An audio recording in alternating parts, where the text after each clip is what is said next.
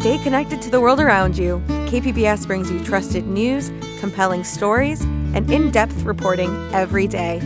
Wherever life takes you, KPBS is here, on the radio, online, and on the go. Discover more at kpbs.org.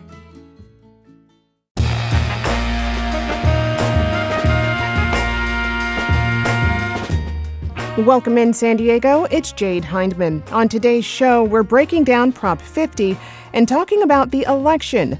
This is KPBS Midday Edition, connecting our communities through conversation.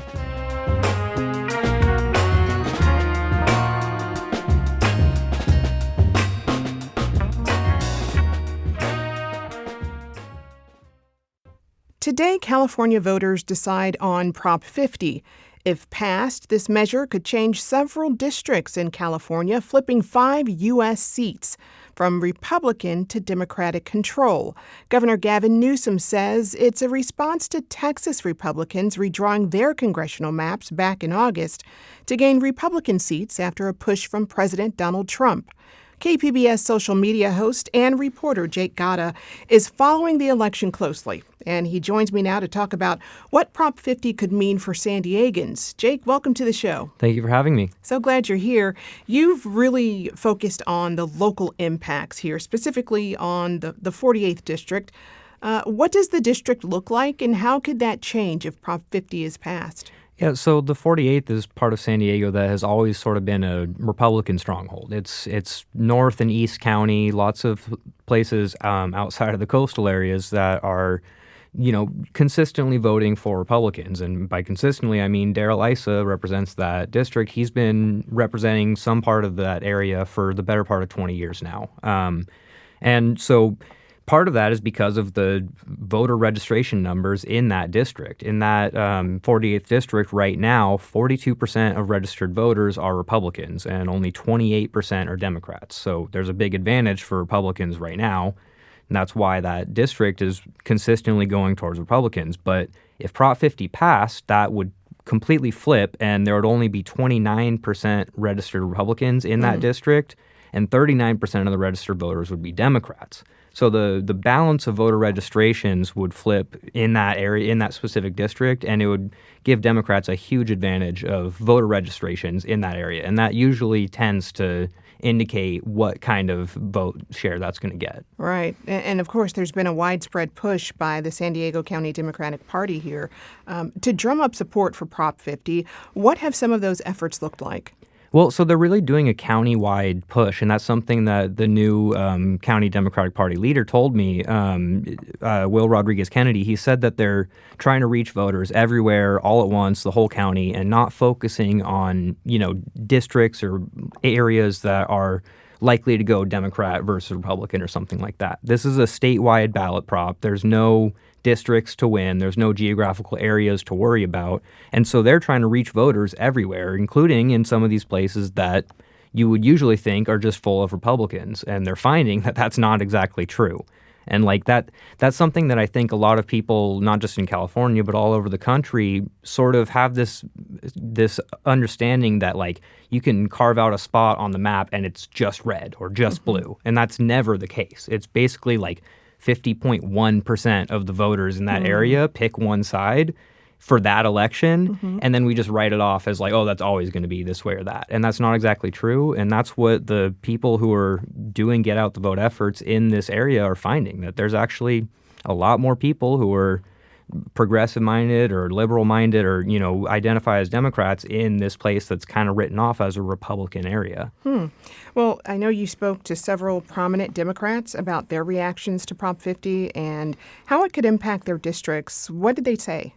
Yeah, so I spoke with Sarah Jacobs and Scott Peters, and I asked Mike Levin about it as well. Those are three of the congressional representatives we have here in San Diego. And so Sarah Jacobs is just excited to represent a different part of San Diego, is what she said. Mike Levin as well is not really too concerned, but their districts wouldn't change all that much. Sarah Jacobs' district would change geographically, but it would still have a pretty strong advantage of Democratic registered voters. So that means that her, electoral calculus for the next election isn't changing all that much. She's still in a pretty safe seat, as they call it. Scott Peters, however, in the 50th, his district would change a lot because if you take Republicans out of the 48th, they have to go somewhere. Those voters aren't just going to disappear.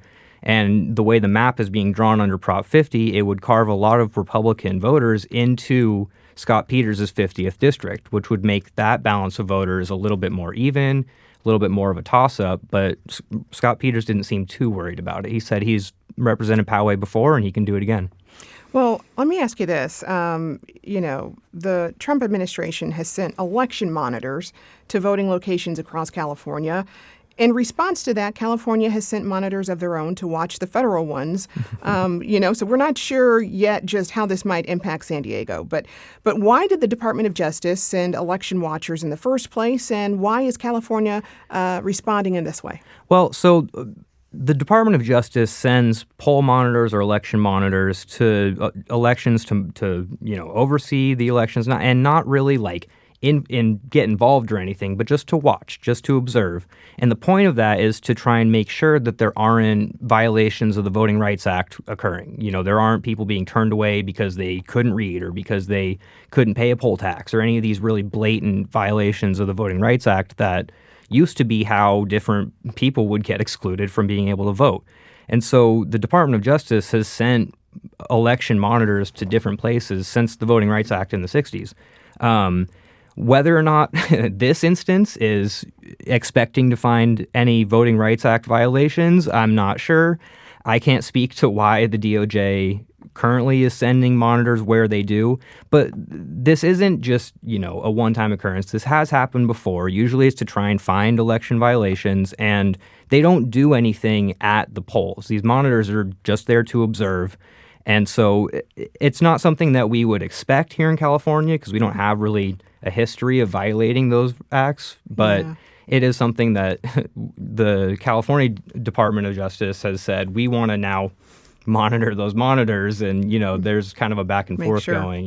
Make sure the elections are good. Well, we'll certainly be following your reporting and the results.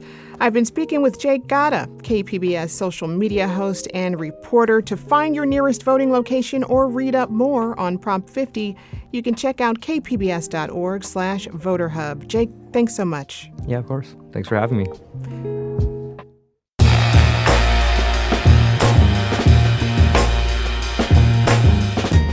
That's our show for today. I'm your host, Jade Hindman. Thanks for tuning in to Midday Edition.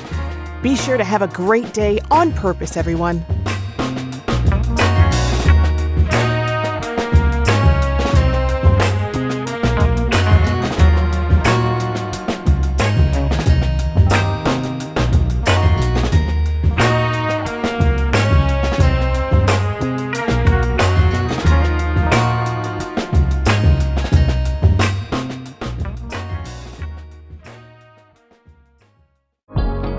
KPBS On Demand is supported by Bill Howe Plumbing, Heating and Air, Restoration and Flood Services.